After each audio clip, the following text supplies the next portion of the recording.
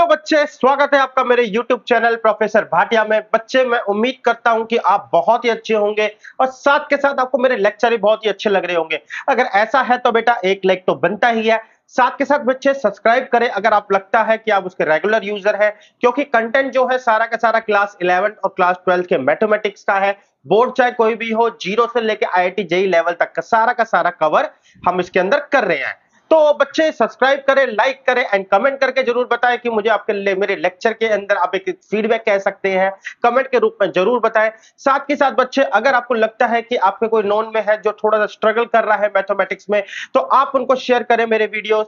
Completely एक उसके अंदर प्लेलिस्ट मिलेगी। तो चलते हैं बेटा, देखते हैं आज हमारे लेक्चर के अंदर क्या है। तो आज हमारे लेक्चर में है सीक्वेंस एंड सीरीज, जिसके अंदर हम कवर करेंगे अपना लेक्चर नंबर 1। तो यानी कि this is a lecture number 1 of a sequence and series. तो बच्चे सीक्वेंस एंड सीरीज का लेक्चर नंबर 1 है। आगे बात करूं तो इसके अंदर बच्चे हम आज 3 पॉइंट डिस्कस करेंगे। पहला पॉइंट है बच्चे कि ये हम इंट्रोडक्शन लेंगे कि सीरीज क्या होती है। सेकंड पॉइंट है बेटा हम इंट्रोडक्शन लेंगे एपी क्या होता है। थर्ड टर्म हम इसी की एपी की जर्नल टर्म को भी डिस्कस करेंगे। तो मैं हूं बेटा प्रोफेसर भाटिया, चलते हैं अंदर अपने लेक्चर में, समझते हैं इन सारी बातों को। बच्चे सीक्वेंस के लिए उसने क्या वर्ड यूज कर रखा है, let's see I am using a green pen. कह रहा है सीक्वेंस एक फंक्शन है जिसकी डोमेन एक नेचुरल नंबर होती है। तो सीक्वेंस को हमने क्या बोला, सीक्वेंस जो है बेसिकली एक फंक्शन है। अब सीक्वेंस एक फंक्शन है जिसको डिनोट जो यहां पर कस्टोडियल दिया गया है वो ये ए है, यानी कि जो भी इसकी इमेज आएगी हम इस तरीके से इसको डिनोट करेंगे। तो इसका मतलब ये है बच्चे कि हम ये कहें ये एक तरीके की मैकेनिज्म या कुछ भी, ये एक तरीके की मशीन है, ये एक तरीके का फंक्शन है जहां पर हम इनपुट में यहां पर हम नेचुरल नंबर डालते हैं, ठीक है ना। Since the domain of every sequence is a set of natural number, therefore the sequence represent as by its range। तो यहां पे जो भी यहां पे रिजल्ट आएगा तो उसे हम बोलेंगे बेटा रेंज। अब जो रेंज है, जो image of 1 2 3 under sequence A R generally denoted by this, यानी कि अगर मैं कोई नेचुरल नंबर डालता हूं तो हमारे पास क्या होगा बेटा, सीक्वेंस एक फंक्शन है, वो फंक्शन उसको कोई ना कोई एक रिजल्ट बना देगा। तो रिजल्ट को फिलहाल मैंने कस्टोडियल रूप से एक रिप्रेजेंट करा है। तो यानी कि जैसे मैं इसके अंदर नेचुरल नंबर डालूंगा, मेरी रेंज निकल के आएगी A1 हो गया, A2 हो जाएगी, A3 हो जाएगी, A4 हो जाएगी and date date date date. तो ये बेसिकली हम ये कहना चाहता है कि सीक्वेंस क्या है, एक फंक्शन है जहां पे हम नेचुरल नंबर डालते हैं और कुछ इमेज निकलती है। इमेज को हम A1 A2 से डिनोट करते हैं और यही A1 A2 फाइनली टर्म 1 और टर्म 2 भी होती है। तो यही टर्म 1 भी होती है बच्चे आपकी, टर्म 2 भी होती है, टर्म 3 भी होती है, टर्म 4 भी होती है एंड सिमिलरली गोइंग ऑन। तो बच्चे अब यहां तक तो हमें पता चल गया कि हमारे पास सीक्वेंस एक फंक्शन है जो कि एक तरीके से मैं एक एग्जांपल भी दे देता हूं। ये एक सीक्वेंस का एग्जांपल है, sequence is equal to 2n square plus 4n। This is example of a sequence, simple. आगे बढ़ते हैं बच्चे। तो अगर आप इसमें देखो तो आप इसमें डिफरेंट डिफरेंट वैल्यू डाल सकते हो एन की, एंड जो रिजल्ट निकलेगा उसे मैं A1 A2 के थ्रू डिनोट करता चले जाऊंगा। तो ये है मतलब सीक्वेंस का। आगे कहता है कि सीक्वेंस को कैसे रिप्रेजेंट किया जाता है। तो बच्चे 3 तरीके होते हैं सीक्वेंस को रिप्रेजेंट करने के। पहला तरीका होता है कि हम जो है कुछ टर्म्स लिख दे और आगे डॉट डॉट डॉट छोड़ के चले जाए। जैसे 135 इज अ सीक्वेंस, जिस लिख दिया मैंने, एंड इसकी जो nth टर्म होगी वो होगी 2n-1, यानी कि 135 डैश डैश डैश, इसकी nth टर्म हम निकाल लेंगे।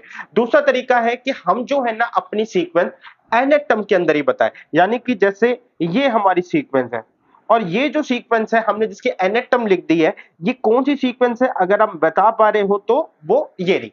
एंड थर्ड तरीका होता है कि हम जो है रिकर्सिव रिलेशन यूज करते हैं। रिकर्सिव रिलेशन जो होता है बेसिकली वो ये बोलता है कि नई टर्म जो है ना पिछली टर्म के बेसिस पे आएगी, तो दैट्स वाई कि जो न्यू टर्म है वो पीछे से आएगी, रिक्रेशन का हम कह सकते हैं। तो ये रिक्रेशन रिलेशन क्या होता है, पिछली टर्म नई टर्म पिछली टर्म के बेस पे आएगी और एक रिलेशन दे दिया जाता है। तो बच्चे जैसे फिबोनाची सीक्वेंस जो हमारे को एक तरीके से कह रहा है कि A1 भी बनना है, A2 भी बनना है, इसके बाद जितने भी आएंगे ना वो इस तरीके से आएंगे। तो इसका मतलब है मेरे को A1 A2 निकल गया है बच्चे। अब A3 निकालने के लिए मैं क्या कहूंगा, A2 प्लस 1, इसका मतलब है A2 एंड A1 इन दोनों को मैं ऐड कर दूं तो मेरे पास आ जाएगा बच्चे यहाँ पे, ये भी है मेरे पास क्या, 1 प्लस 1 इज इक्वल टू 2। अब इसी तरीके से A3 निकला है तो A4 निकालेंगे। A4 जो होगा बच्चे आपका, A4 हो जाएगा आपका A3 plus 1 date my A3 plus A2। तो A3 अभी अभी हमने निकाला 2, A1 है 1, तो that's the result is result जो हमारा 3 है। तो कुछ हमारे पास सीक्वेंस फिर ये इस तरीके से आएगी। होप कि आपको समझ में आया होगा कि आपको जो अंदर प्रेजेंटेशन है वो 3 तरीके से मिल सकती है, 135 लिख दिया, एन टर्म लिख दिया, या इस तरीके का कोई एक रिकर्सिव रिलेशन लिख दिया। आगे बढ़ते हैं बच्चे, हम देखते हैं कि अब सीरीज क्या होता है। तो लेट्स से रीड करते हैं। अगर हमने अभी अभी पता लगाया कि ये सारी जो चीजें हैं वो एक सीक्वेंस को बोलती है, तो सीक्वेंस क्या है, बेसिकली एक फंक्शन जिसमें हम इमेज डालेंगे, तो 1 to 10 डालते हैं, कुछ भी नंबर डालते हैं तो हमें रिजल्ट मिलेगा जो कि हमें A1 A2 A3 की फॉर्म में डिनोट किया जाएगा। इसी को हम एक सीक्वेंस भी बोल सकते हैं। तो सीक्वेंस के बाद हमें क्या बोला हुआ है, अगर हम अपने एक्सप्रेशन को प्लस के थ्रू लिख दिया जाए तो ये एक सीरीज कहलाएगा। तो मतलब क्या निकला बच्चे कि आपने जो भी सीक्वेंस निकाला है अगर उसे कॉमन ना डाल के प्लस की फॉर्म में लिख दिया जाता है तो this is called a series. तो सीक्वेंस क्या होता है आपका, ये सिंपल आपने लिख दिया, सीरीज आप उसको प्लस की फॉर्म में लिख रहे हैं। अ सीरीज इज फाइनाइट और infinite according to a number of term in corresponding sequence is finite और इनफाइनाइट। सीरीज जो होती है बेटा, अब आप समझ सकते हैं कि जैसा सीक्वेंस होगा वैसी ही सीरीज होगी। सीक्वेंस फाइनाइट है, सीरीज भी फाइनाइट होगी, सीक्वेंस इनफाइनाइट है, सीरीज भी इनफाइनाइट होगी। अब बात करते हैं प्रोग्रेशन की। सीक्वेंस पता चल गया क्या हो गया, होता है कि अपने टर्म्स को लिख दिया सिंपल सीक्वेंस, प्लस की फॉर्म में लिखा सीरीज। प्रोग्रेशन क्या होता है, जब कोई सीरीज पर्टिकुलर पैटर्न फॉलो करती है तो उसे हम प्रोग्रेशन बोलते हैं। दो सीक्वेंस यानी कि जो भी सीक्वेंस है whose term following certain pattern is called a progression। तो अगर कोई भी सीरीज है, जो भी कोई सीक्वेंस है, अगर उनमें कोई सर्टेन पैटर्न है तो हम उसे प्रोग्रेशन बोलेंगे, अदरवाइज उसे प्रोग्रेशन नहीं बोलेंगे। लाइक से जैसे हम बोलते हैं 1 into 2, ठीक है, ये हमने लिखा बच्चे, ये मैंने लिखा 1 into 2, 2 into 3, 3 into 4, 4 into 5। तो अगर आप यहां पर देखो तो बेटा एक रिलेशन है, ये नंबर जो है इससे मतलब एक ज्यादा है, सिमिलरली बच्चे 2 जो है 3 से एक ज्यादा है। तो यहां पर एक रिलेशन दिखने को मिल रहा है, तो यानी कि पैटर्न देखने को मिल रहा है, तो ये एक क्या होगी, हमारी प्रोग्रेशन होगी। लेकिन मैं अगर बात करूं 1 3 7 9 15, इस वाले में कोई हमारे पास वो नहीं है। अगर आप देखो ना ही गैप 2 का है ना बढ़ रही है उस तरीके से। तो ये वाली जो भी प्रोग्रेशन है, ये वाली जो भी सीक्वेंस है, इसके अंदर कोई पैटर्न नहीं है। जब पैटर्न नहीं है तो इसकी टर्म्स कोई पैटर्न नहीं फॉलो कर रही है आगे बढ़ने को, अपने आप ही रैंडमली कुछ भी हो रही है। तो इस टाइप की प्रोग्रेस, इस टाइप की सीक्वेंस को हम प्रोग्रेशन नहीं बोलते। तो इसलिए आप जो भी पढ़ते हो, arithmetical progression, geometrical progression, harmonic progression, तो वर्ड यूज ऑफ प्रोग्रेशन का मतलब कि यहाँ पे जो टर्म्स है ना, वो कोई ना कोई पैटर्न जरूर फॉलो कर रही है खुद को आगे बढ़ाने में। तो उन्हीं में से एक पैटर्न होता है अर्थमेटिकल पैटर्न। अर्थमेटिकल पैटर्न क्या कहलाता है, a sequence is called the arithmetical progression if the difference of a term and the previous term is always the same. I think बेटा ये गलत लिख गई। If the difference of between the terms, the term from the previous term, from the previous term is always same। तो arithmetical progression क्या कहलाता है कि अगर आपका कोई ऐसा सीक्वेंस जिसमें आपकी टर्म जो है ना एक आप कह सकते हो एक कंटिन्यू इंटरवल के साथ प्लस या माइनस के साथ आगे बढ़ रही है, तो इस टाइप के प्रोग्रेशन को हम अर्थमेटिकल प्रोग्रेशन बोलते हैं। यानी कि बच्चे जैसे मैं लिखता हूं 2 3 5 7 9 11 डेट डेट डेट डेट। आप देखो तो बच्चे इसके अंदर दो के अंदर आप इसको देखो बेटा कि इसके अंदर 1 के अंदर अगर मैं +2 कर दूं तो 3 आ जाएगा। 3 के अंदर बच्चे +2 कर दूं तो 5 आएगा। 5 के अंदर +2 कर दूं 7 आएगा। 7 के अंदर +2 कर दूं तो 9। 9 के अंदर +2 कर दूं तो 11 आएगा। तो इसका मतलब ये कैसा प्रोग्रेशन है, ये अरिथमेटिकल प्रोग्रेशन है, क्योंकि बच्चे 9 में से जब मैं ये माइनस करूंगा तो 2 आएगा। 9 में से 7 माइनस करूंगा 2 आएगा। 7 में से 5 2 आएगा। यहां पर भी डिफरेंस 2 आएगा एंड यहां पर भी डिफरेंस 2 आएगा। तो हर बार जो डिफरेंस है एक नई टर्म का अपने प्रीवियस टर्म से वो सेम है।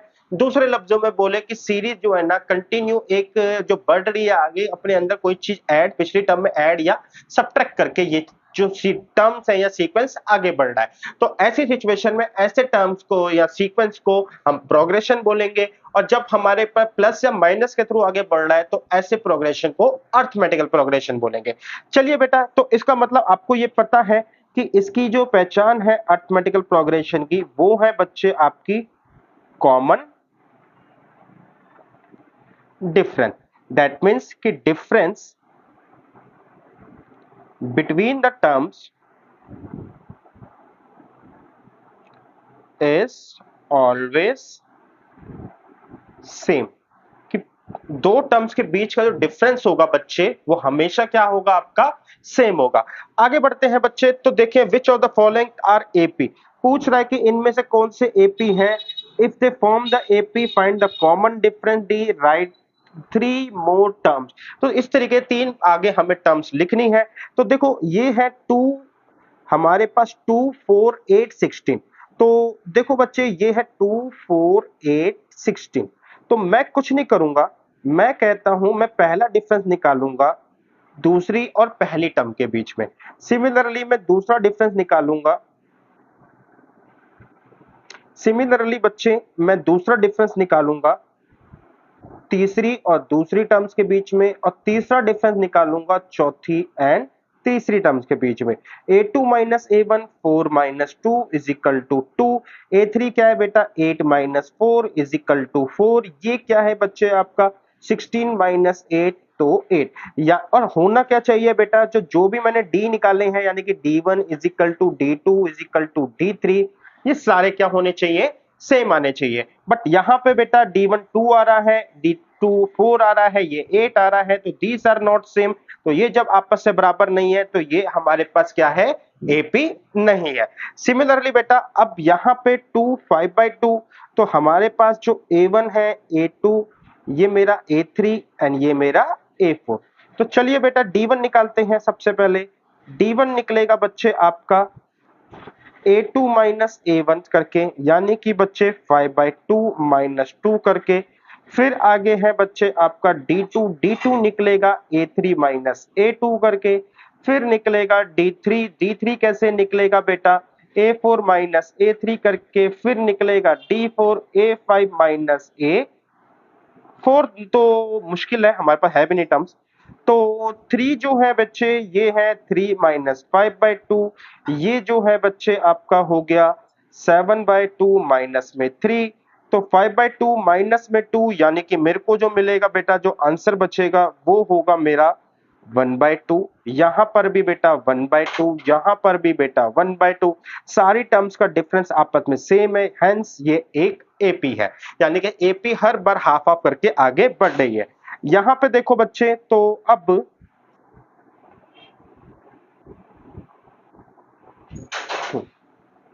तो देखो बच्चे अब यहां पर क्या हो रहा है। ओके, देखो पहला है 1.2, तो मैं अब सीधा d1 निकाल रहा हूं। ये है बच्चे -3.2 एंड माइनस माइनस 1.2। d1 निकल गया। फिर मैं सीधा सीधा d2 निकाल रहा हूं। d2 क्या है बेटा आपका -5.2 माइनस माइनस 3.2। तो ये निकल के आया -3.2 प्लस 1.2, तो d1 निकल के आया 2। सिमिलरली d2 निकल के आया -5.2 प्लस 3.2, यानी कि d2 निकल के आया 2। तो इसका मतलब ये है बच्चे कि ये वाला पैटर्न हर बार 2 जो है उसके साथ आगे बढ़ रहा है। सॉरी -2, -2 के साथ ये वाला पैटर्न हर बार आगे बढ़ रहा है। तो आप अगली 2 टर्म्स आराम से लिख सकते हैं। 7.2 के बाद आएगा माइनस का 9.2, इस तरीके से ये हर बार आगे बढ़ रहा है। सब आगे बढ़ते हैं बच्चे, इस वाले को देखते हैं। हाँ, आजा, आजा। तो बच्चे इसको मैं करता हूं बंद। ओ, रफ। आगे अब बच्चे इसके अंदर भी पहला -10 है, दूसरा क्या है बच्चे मेरे पास -6 है, फिर -2 है, फिर 2 है, यानी कि बच्चे D1 मैं कहूंगा तो -6 माइनस -10 है। देन D2 क्या है बेटा, -2 माइनस -6 है। D1 D2 D3 क्या है बच्चे आपका, तो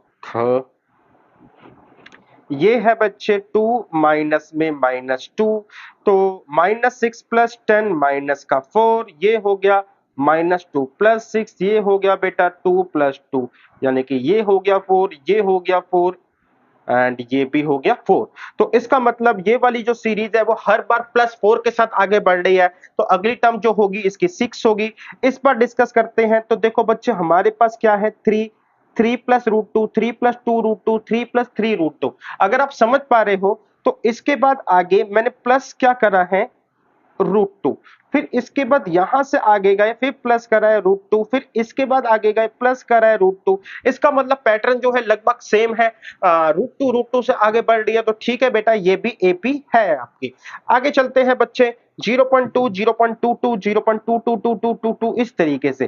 तो पहला D1 निकालता हूं, D1 जो निकलेगा मेरा 0.22 माइनस 0.2, तो ये निकल के आया 0.20। D1 के बाद मैं D2 निकालूंगा, 0.222 माइनस 0.22, तो इसके निकलेगा 0.22। D2 is equal to 0 point यहाँ पे 200। D1 D2 D3 निकल के आएगा 0.222 माइनस में एक सेकेंड बेटा, एक सेकेंड,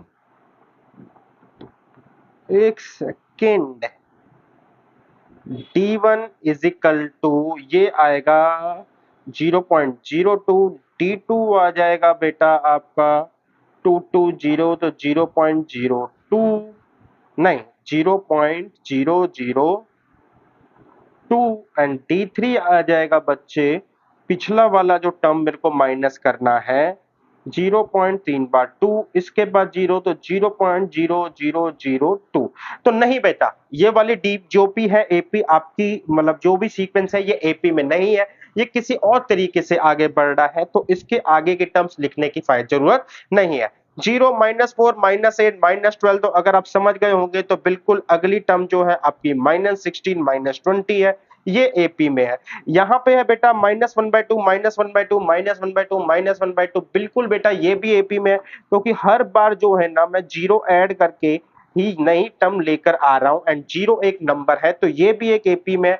मजे की बात ये है कि इस एपी के हर टर्म जो है ना -1/2 होगी, कॉमन डिफरेंस जो होगा वो 0 होगा। तो उम्मीद करता हूं बेटा आपको ये चीज समझ में आ गई होगी कि किस तरीके से हम कॉमन डिफरेंस का आइडिया लेकर बता सकते हैं कि कौन सी टर्म्स जो है मेरी एपी में है और कौन सी टर्म्स एपी में नहीं है। अब आगे चलते हैं। हमसे बोला हुआ है कि test the following in AP. तो मैंने आपको बताया था कि बच्चे एपी लिखने के तरीके होते हैं। तो एक तरीका होता है कि कुछ टर्म्स लिख के डैश डैश छोड़ दिया जाए। दूसरा है हम इस तरीके से लास्ट टर्म को लिख के या एंड टर्म को लिख के एक रिलेशन दें, इसे हम जनरल टर्म भी बोल सकते हैं।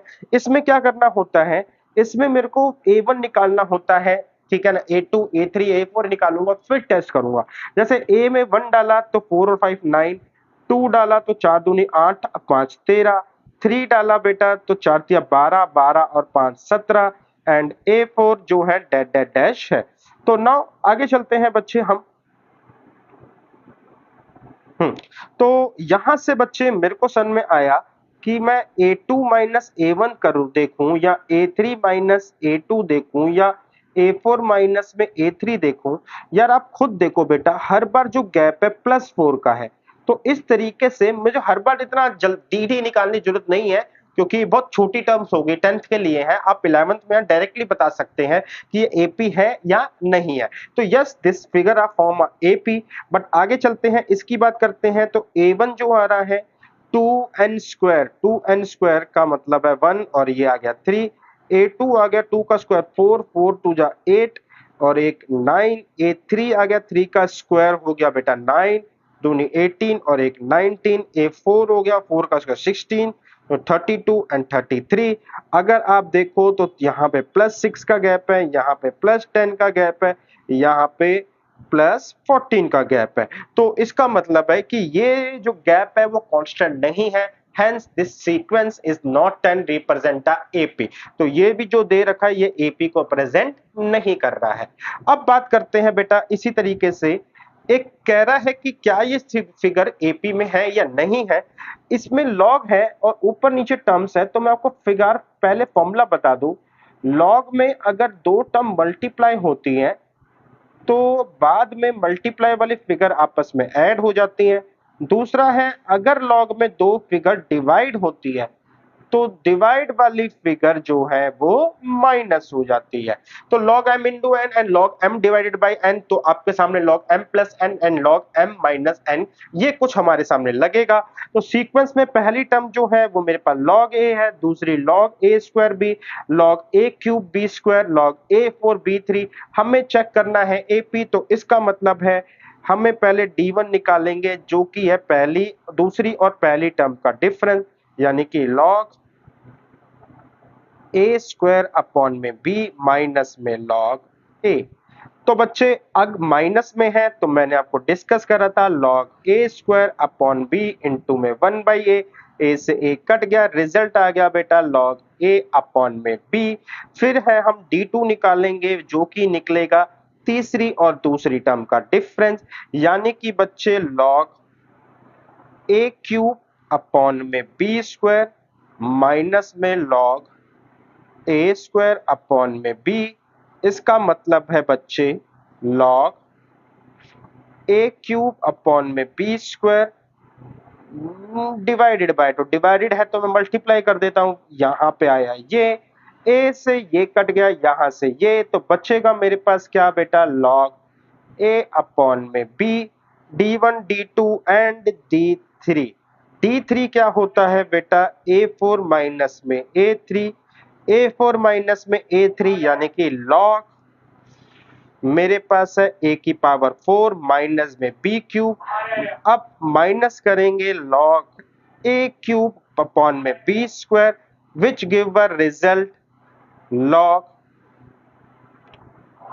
a की पावर 4 माइनस है a की पावर 4 b का क्यूब एंड मल्टीप्लाई में b स्क्वायर a की पावर 3।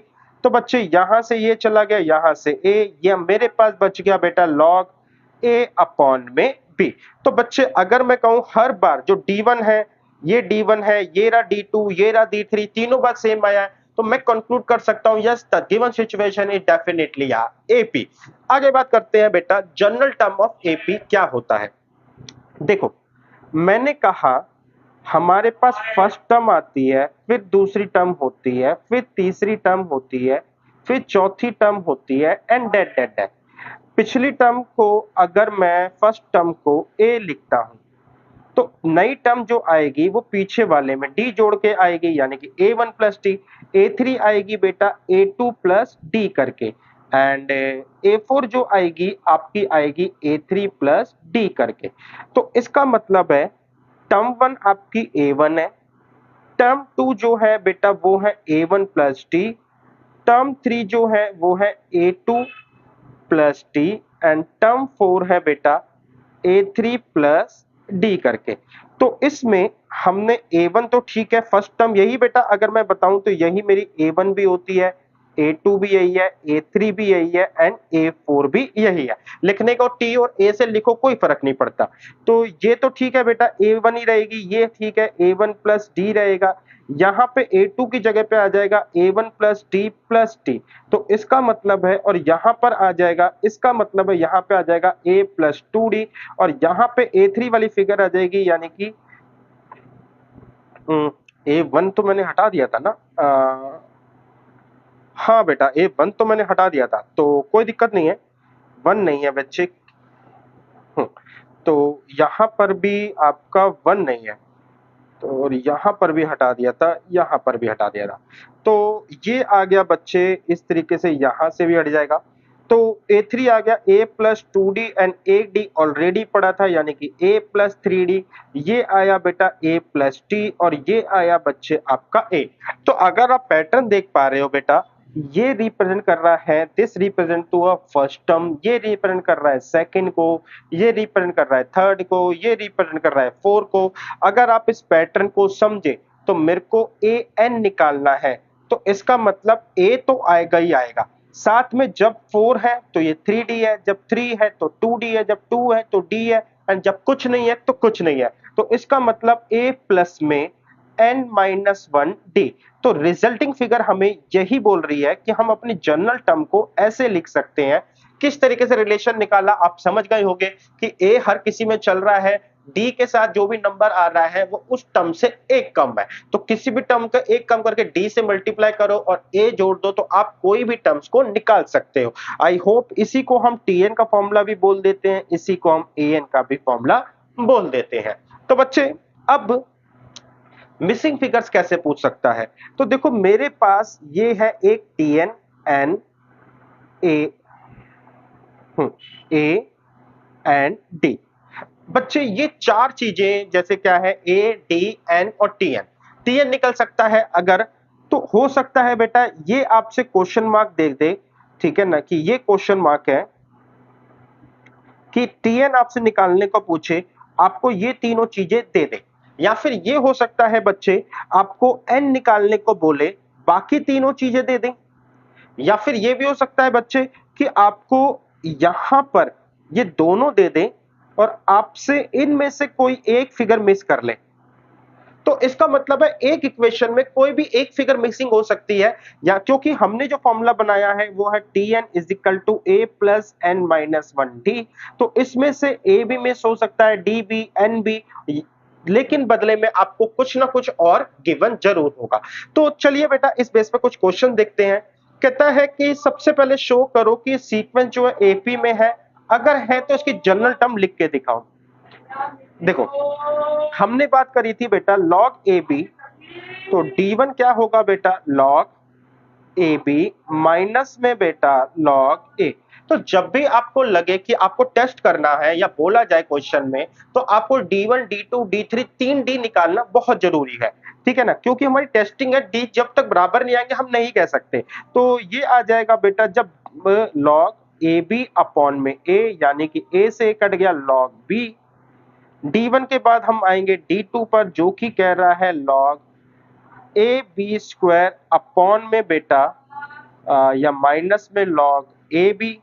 तो ये आ जाएगा बच्चे आपका log a b square upon में ए बी, ए से ए, बी से बी कट गया, यानी कि लॉग बी। एंड यहाँ पर D1 D2 D3 आ जाएंगे बच्चे आपके। D3 जो आएगा आपका वो होगा log a b cube minus में लॉग ए बी स्क्वायर। तो ये हो जाएगा बच्चे आपका log a b cube upon में ए बी स्क्वायर। ए से ए बी स्क्वायर से ये कटा, तो रिजल्टिंग आ गई फिगर लॉग बी। तो log b log b log b ये तीनों मेरे पास लॉग इक्वल आए हैं, इसका मतलब रिजल्टिंग फिगर जो है मेरी एपी में है। डी मेरे को मिल गया बच्चे, डी मिल गया, तो मैंने अभी अभी बताया हमारी फिगर होती है A plus N minus one D. तो ए जो है मेरे पास वो है log A N plus N minus one, ये हो गया बेटा आपका लॉग बी। होप कि आपको ये बात समझ में आई। आगे चलते हैं, क्वेश्चंस और लेते हैं। कहता है कि इसमें से हमने है ना कुछ टर्म लिख दी है, तो 40 कौन से नंबर पे आएगी। तो मेरे को n पूछा हुआ है, नंबर जब पूछा जाए तो इसका मतलब मेरे को n दे रखा है, और जब मेरे को टर्म दे दिया जाए कोई पर्टिकुलर टर्म, तो उसे हम लास्ट टर्म भी बोल देते हैं, और लास्ट टर्म को हम tn के थ्रू भी रिप्रेजेंट करते हैं कि हाँ भैया लास्ट टर्म है, तो tn के थ्रू रिप्रेजेंट कर दिया। अब ये बोल एपी में है, तो हमें बच्चे ए पता है कि 72 हो गया, डी कितना हो गया 70 माइनस 72, यानी कि -2। टीएन बेसिकली लास्ट स्टेप को बोला 40 है, तो मेरे को t n is equal to a plus N minus one d. ये फॉर्मूला है जिसमें टीएन Tn है बच्चे 40 is equal to a 72, n minus one d जो है मेरा -2 आया, तो 40 माइनस 72 माइनस 2n, इसको अभी बंद ही रखते हैं क्योंकि माइनस से माइनस कटेगा बच्चे।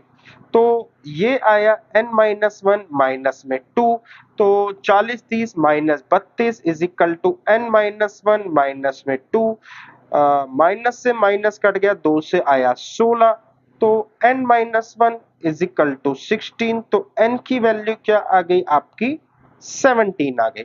होप कि आपको पता चल गया कि 17 नंबर पे जब हम इस टर्म को लिखेंगे तो रिजल्टिंग फिगर क्या होगी 40 होगी। आगे चलते हैं बेटा, which term of the sequence is the first negative term. इस पर बच्चे मेरे को है ना कोई वो नहीं दी, डायरेक्ट लास्ट नंबर नहीं बताया, मेरे को बोला है कि फर्स्ट नेगेटिव टर्म कौन सी होगी। अच्छा, जो हम बात कर रहे होते हैं प्रेजेंट करने की, तो जब भी लास्ट टर्म को होते हैं तो हम लास्ट टर्म को बोल देते हैं, जो भी रिक्वायर्ड टर्म होती है ना उसको हम टीएन बोल देते हैं, this is my required term. तो इस रिक्वायर्ड टर्म का नेगेटिव होना बोल रहा है, पहला जो भी नेगेटिव टर्म होगी हम उसकी बात कर रहे हैं। तो यानी कि हम बात कर रहे हैं कि टी जो है ना वो नेगेटिव होना चाहिए, यानी कि लास्ट टर्म जो है वो लेस देन जीरो होनी चाहिए। अब ये पूछ रहा है कि कौन सी टर्म जो है वो लेस देन जीरो होगी फर्स्ट। तो तरीका वही है, A plus N minus one D less than zero, जिसमें ए जो है मेरे पास क्या है बेटा ए 20 है, एन क्या है बच्चे मेरे पास एन, मेरे पास एन एन एन यही तो निकालना है। एंड 20 माइनस सॉरी 19 1/4 माइनस में 20 यानी कि माइनस का 3/4 लेस देन जीरो, तो ये हुआ बेटा 20 माइनस में 3n/4 minus minus plus 3/4 less than zero, तो 20 -3n/4 बेटा 20 प्लस 3/4 20 83/4 प्लस में 83/4 less than zero, -3n/4 -83/4, and यहां से जब माइनस से माइनस काटूंगा तो मेरा ये साइन रिप्लेस हो जाएगा। तो अब मेरे पास 4n से 4n कटेगा, तो रिजल्टिंग आ जाएगी कि n greater than 83 divide by 3। तो 3 से डिवाइड करके देखते हैं, 3 2 जा 6 एंड 6 से तो नहीं जाएगा, तो 3 2 जा 6 जो हो जाएगा, एंड 6 के बाद यहाँ पे 13, तो 3 चौक 12, तो 24 पॉइंट समथिंग से बड़ा यानी कि 25th टर्म। तो 25th n is equal to 25th term जो होगी वो क्या होगी आपकी फर्स्ट नेगेटिव होगी, क्योंकि ये कह रहा है कि 83.3 यानी कि तकरीबन तकरीबन 24 पॉइंट समथिंग से ये ग्रेटर देन होना चाहिए। आगे चलते हैं बेटा, determine the number of term in the AP, this also find its 20 term from the end। Question starting की वजह से इंपॉर्टेंट नहीं है क्योंकि ये आपकी रेंज में है, हमारे लिए मतलब है कि 20 टर्म एंड से हम कैसे निकालेंगे, ठीक है, इसके हम डिस्कस करेंगे। पहले हम ये देख लेते हैं कि यहाँ पे जो क्वेश्चन है फर्स्ट पूछा हुआ है, तो मैंने कहा था बेटा जब भी हमारे को बिल्कुल लास्ट की टर्म देते हैं तो हम टीएन से डिनोट करते हैं। इस सीक्वेंस के अंदर ए मेरे पास 3 है, डी इज इक्वल टू 7 है, टीएन जो है मेरे पास 407 है, तो मेरे पास हो गया t n is equal to a plus N minus one D. तो ए है आपका 3, 7 डी इज इक्वल टू 407, तो ये उधर करेंगे बेटा माइनस, तो 7 डी इज इक्वल टू 404।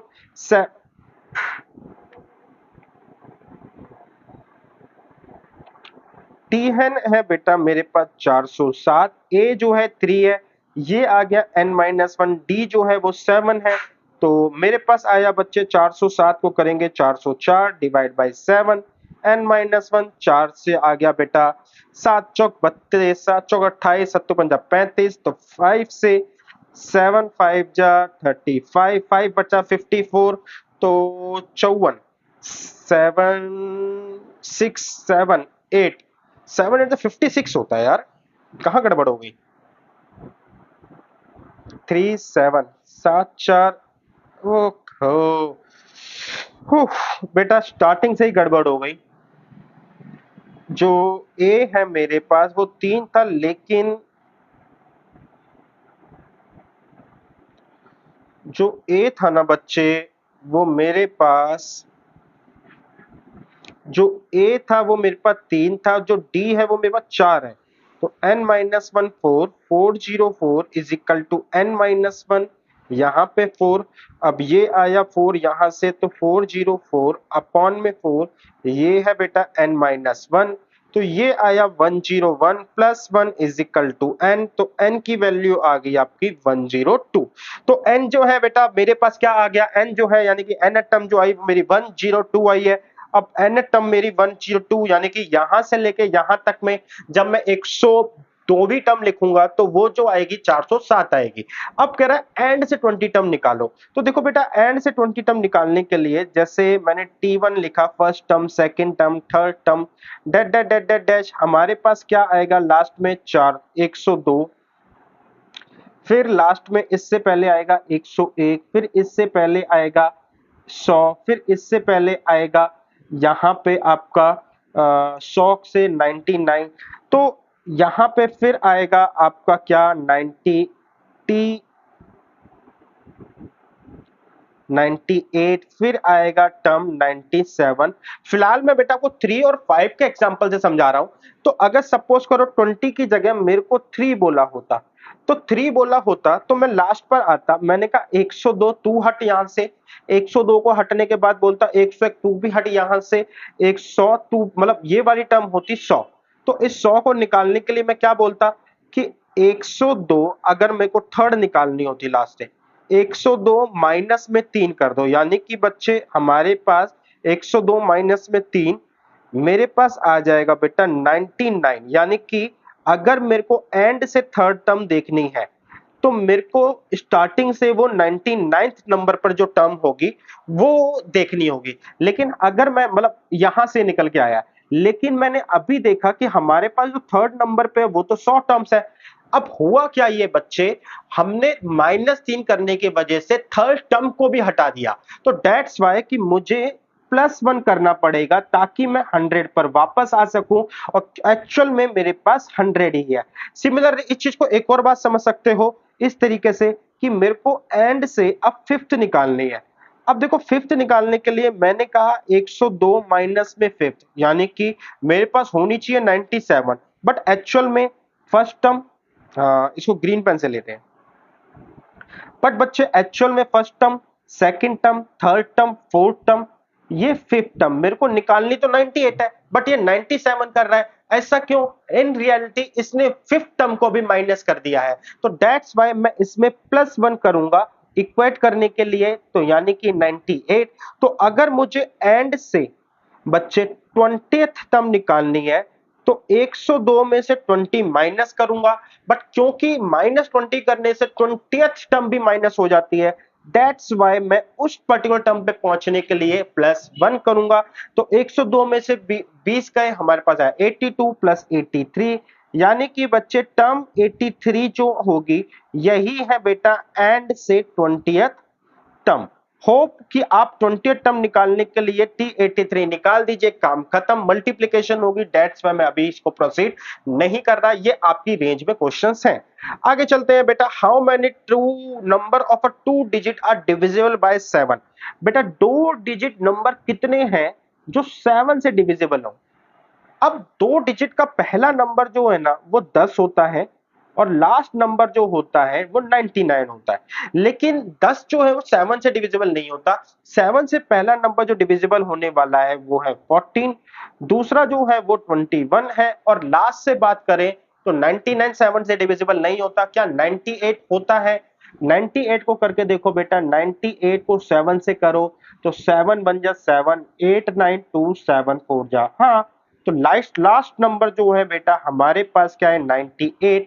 अब ध्यान से देखो, मेरे को एक सीक्वेंस पता है जिसमें पहली टर्म 14, दूसरी टर्म 21, इसी तरीके से इसी सीक्वेंस में लास्ट टर्म जो है, क्योंकि ये बेटा उसको मैं टीएन कहता हूं लास्ट टर्म को, वो 98 है, तो टीएन दे दिया।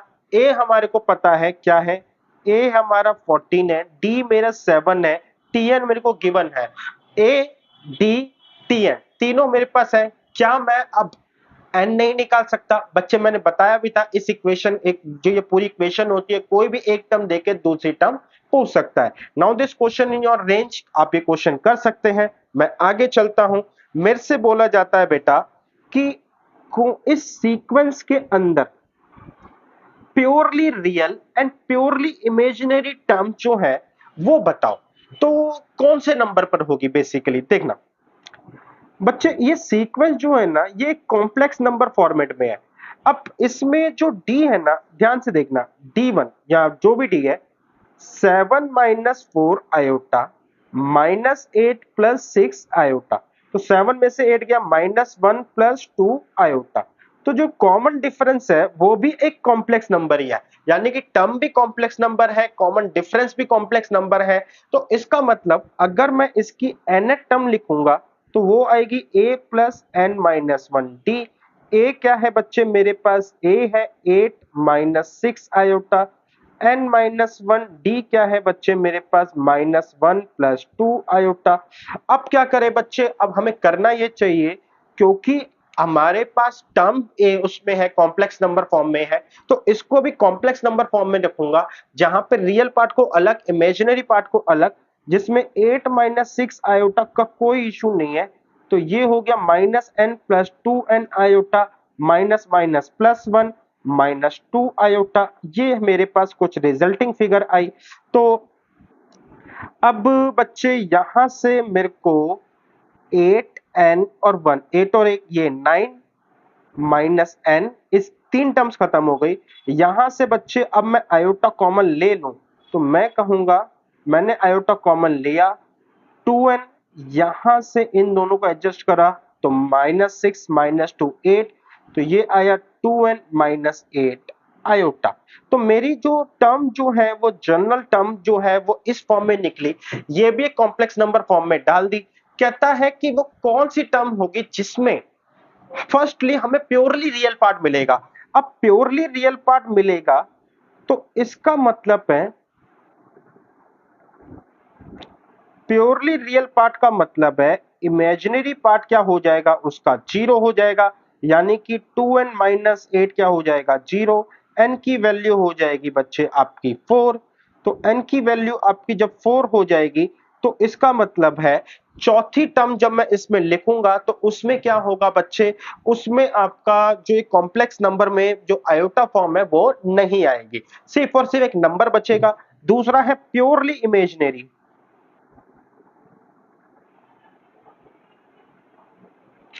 प्योरली इमेजिनरी के अंदर बेटा हमारे पास रियल पार्ट जो हो जाएगा वो जीरो हो जाएगा, यानी कि n इज इक्वल टू 9। तो जब मैं इस सीक्वेंस की 9th टर्म लिखूंगा तो मेरे पास रिजल्ट क्या आएगा? एक प्योरली एक मतलब रियल खत्म हो जाएगा, प्योरली इमेजिनरी पार्ट आएगा इसके अंदर। होप आपको समझ में आया होगा। आगे चलते हैं बेटा। If 9 term of an AP 0, prove that 29 term is double the 19 term। बच्चे अब ये जो क्वेश्चन है ना, इसमें सीक्वेंस नहीं दिया होता, इसमें हमें बेस का सहारा लेके ही फर्दर जो हमें प्रूव करने बोला होता है उस पे चलते हैं। यानी कि बच्चे कहता है T29 डबल है 19 से, यानी कि मुझे प्रूव करना है T29 is twice of T19। T29 का मतलब है a plus 28d is equal to twice of a plus 18d। मुझे ये चीज प्रूव करनी है। मेरे को कह रहा है कि 9 टर्म जीरो है, यानी कि T9 जो है वो जीरो है। T9 का मतलब है a प्लस 8d वो कितना है? जीरो है। अब बच्चे यहां पर मेरे को देखो, अगर मेरे को 28d बनाना है तो क्या करा जाए? 28d बनाने के लिए 8 है, 20 ऐड कर दिया जाए। नहीं तो आप यहां से देखें, a plus 28d is equal to 2a plus में 36d। तो अब मैं a प्लस 28d दोनों साइड ऐड कर देता हूं। तो मैंने कहा a प्लस 28d ये ऐड करा ऑन बोथ साइड। तो दोनों तरफ जब मैंने a प्लस 2d ऐड करा तो ये हो गया बच्चे मेरे पास a plus 8d plus a plus 2d। यहां आ गया a प्लस 28d। तो a और a 2a प्लस में 28 और 34d is equal to a plus 28d। तो यहां से 2 कॉमन ले लेंगे, a प्लस में 36, a प्लस में 18d, यानी कि 2 इंटू में t 19 इज इक्वल टू ये हो गया बेटा t 29। अब आप चाहो तो इस यहां से लॉजिकली फॉलो करके इसमें पुट करो, या फिर हमें ये पता चल गया a प्लस 8d 0 है, तो एक काम करते हैं, इसको सॉल्व करते हैं, देखते क्या आता है। तो यहां से जब सब कुछ उधर ले जाएंगे तो मेरे को बचेगा a plus 8d is equal to 0।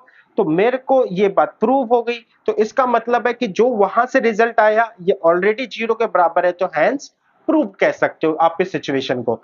ठीक है, आगे चलते हैं बच्चे। इस बार फिर से यही टर्म है कि 10 times of 10 term is equal to 15 times of 15 term, यानी कि 10 times of 10 term is equal to 15 times of 15 term. ये हमें दे रखा है, कहता है 25th टर्म को शो करो कि वो 0 होगी। तो 25th का मतलब है a प्लस 24d, हमें ये शो करना है, ये 0 होगा। तो बच्चे मैंने आपको बताया कि हम इसी के अंदर से ये फिगर निकाल लेंगे, अपने आप ही हमारा आंसर प्रूव हो जाएगा। कैसे?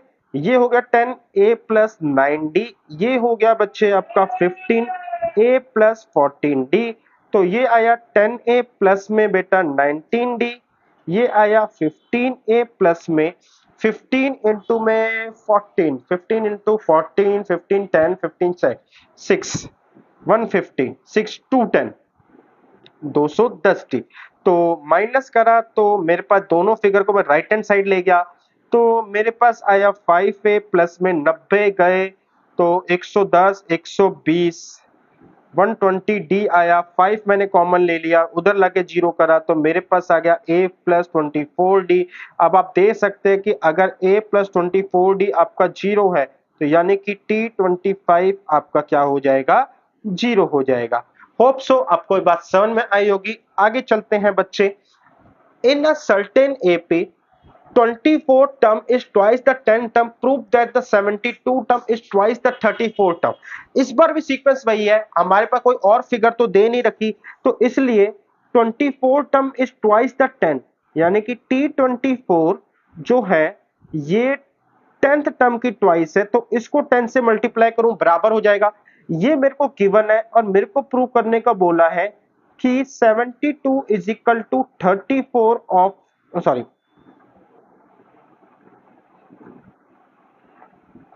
2 इंटू में 34, तो T72 का मतलब होता है, मेरे को ये प्रूव करना है, इसका मतलब है a plus 36t is equal sorry इसका मतलब है बेटा a plus 71d is equal to 2 into में a प्लस 33t, मुझे ये प्रूव करना है। अब मेरे पास है a प्लस 23d, यहाँ पे है 2a प्लस बच्चे आपका 9d। अब आप ध्यान से देखो बेटा कि मेरे पास 2 भी है, इसके अंदर मल्टीप्लाई करेंगे, a भी है, यहां पर a है, लेकिन ये 63 है, ये 71 है, तो 71 में से 63 माइनस कर देंगे, सॉरी 23, तो मेरे पास बचे 11 में से 3 गए बेटा 8, और ये 6 में से 2 गए 4, तो 48 का डिफरेंस आ रहा है। मैं क्या करता हूं बच्चे, ऐड करा 48 ऑन बोथ साइड, मैंने दोनों साइड 48 ऐड करा, तो मेरे पास आ गया a प्लस 23d प्लस में 48d is equal to 2 into में a plus 9d plus 48d। अब बच्चे आप इनको देखो, तो मैंने अभी अभी एक कैलकुलेशन इसलिए करी है ताकि ये मेरा 71d बन जाए। यहाँ पे 2a प्लस में 9d है, यहाँ पे मैंने इसको 2 इंटू 24d करा, जिसमें 2 कॉमन ले लिया, तो a प्लस में 9 और 24 हो गए 33d। अब आप देखो तो आपका मैच हो चुका है, तो यहां से ये आ गया 24 और ये हो गया 2 इंटू में 30, तो ये आ गया बेटा टर्म आपका 72 इज इक्वल टू 2 इंटू में 34, ये आपके बेटा आपस में क्या आ गए, बराबर हो गए। तो आप यहाँ पे दो तरीके से कर सकते हैं कि आपको डायरेक्टली इसी फिगर के अंदर कुछ छेड़छाड़ कर दी जिससे हमने यहाँ पे निकालने की कोशिश करी कि एग्जैक्टली आंसर, या फिर इसको कंक्लूड करके जो आंसर रिजल्ट आएगा वो हम यहाँ पर भी यूज कर सकते हैं। आप जैसे मर्जी चाहे, बट ज्यादा बेस्ट तरीका यही है कि हम इसी के अंदर छेड़छाड़ करके दिखा दें कि ये दोनों आपस में किस तरीके से जो क्वेश्चन ने बोला वो आपस में बराबर है। चलते हैं बेटा एक क्वेश्चन और फिर से। The fourth term of an AP is 3 times of the first and 7 times the exceed twice the third term by 1. Find the first term and common difference. कह रहा है फोर्थ टर्म जो है is 3 times the first, यानी कि ये first term की 3 times है, यानी कि इसको भी 3 से मल्टीप्लाई कर दिया। एंड सेवंथ टर्म एक्सीड ज्यादा है, ट्वाइस कर दे थर्ड टर्म का, तो थर्ड टर्म का ट्वाइस कर दें कितना, थर्ड टर्म का, तो भी कितना ज्यादा है, एक ज्यादा है। तो अगर मैं इसमें एक ऐड कर दूं तो ये दोनों बराबर हो जाएंगे। तो अब मेरे पास दो इक्वेशन है जिसमें मैं कह सकता हूं कि फर्स्ट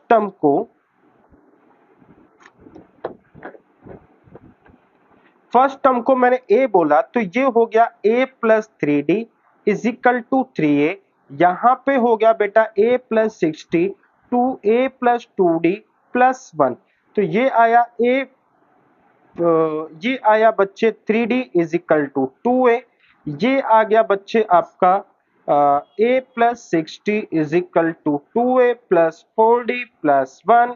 यानी कि बच्चे अगर मैं उनको उधर ले जाऊं तो minus a plus 2d is equal to 1, और यहां पर है बच्चे आपका 2a minus 3d is equal to 0। तो इसको 2 से मल्टीप्लाई करते हैं, ये आ जाएगा बेटा minus 2a 4d is equal to 2।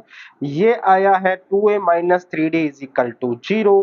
तो 2a minus 3d is equal to 0, ये हम आपस में ऐड कर देंगे तो ये बचा d आ गया आपका 2।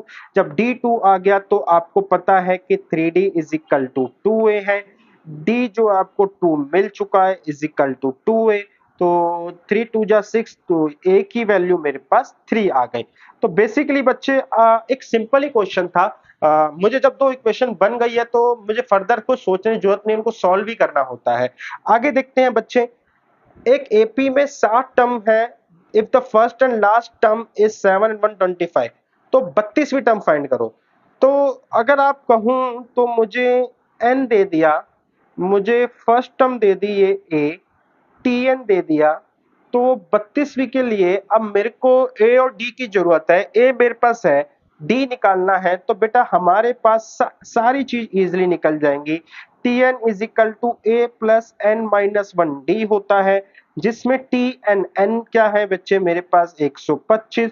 a क्या है बेटा, a आपका 7 है, प्लस में 60 माइनस 159d है। अब बच्चे आप यहां से इसको सॉल्व करिए। आपको निकालना क्या है बच्चे, 32 टर्म, तो t32 आप इजीली निकाल लोगे a प्लस 31d करके, जिसमें a तो ऑलरेडी आपको गिवन है, यहां से d आएगा, यहां पुट करना, आपका क्वेश्चन खत्म हो जाएगा। एक और क्वेश्चन है बेटा, कहता है if n term of is same as the n term of this, तो फाइंड करो बच्चे n। तो यानी कि कह रहा है इसमें जो n टर्म है, बेसिकली लास्ट टर्म या कोई भी टर्म, वही n टर्म बेटा यहां पर भी जो भी लास्ट टर्म होगी सेम है, तो वो कौन सी है। तो देखो यहां पर भी tn सेम है, यहां पर भी tn सेम है, कोई भी टर्म हो सकती है, वो 10वीं टर्म 20वीं टर्म या लास्ट टर्म की बात कर रहा है, लेकिन वो सेम है। तो मैं क्या करता हूं, मैं इसकी tn निकालता हूं, कैसे, a प्लस में 9 में से 2 गए तो a प्लस में n माइनस 1, a तो मेरा 9 है, तो 9 प्लस में n माइनस 1 d है बेटा मेरे पास 2, तो 9 प्लस में 2n माइनस, चलो इसको बाद में खोलेंगे, तो मेरे पास ये tn आ गया। अच्छा ये जो है किसके बराबर है, यहाँ पे 15 प्लस में n माइनस 1 और 3। तो बच्चे मेरे पास 9, 15 में से 9 गए, मेरे पास आया बच्चे 9 प्लस में 2n minus 2 is equal to 15 plus में 3n माइनस में 3। तो 15 में से 9 गए, मेरे पास आ गया 9 और 6 15, तो यहाँ पर आया 6 बचा। ये भी उधर चला गया तो बच्चे मेरे पास 2n जब उधर चला गया तो 2n माइनस करा, n बच गया। ये 3 बच्चे जब उधर जाएगा इस 3 को तो +3 करूंगा तो यहाँ पे +1 आ जाएगा। तो n की वैल्यू जो है वो नेगेटिव, कि नेगेटिव कैसे आ गई बेटा? कोई कैलकुलेशन में गड़बड़ हुई है, n की वैल्यू नेगेटिव नहीं आ सकती।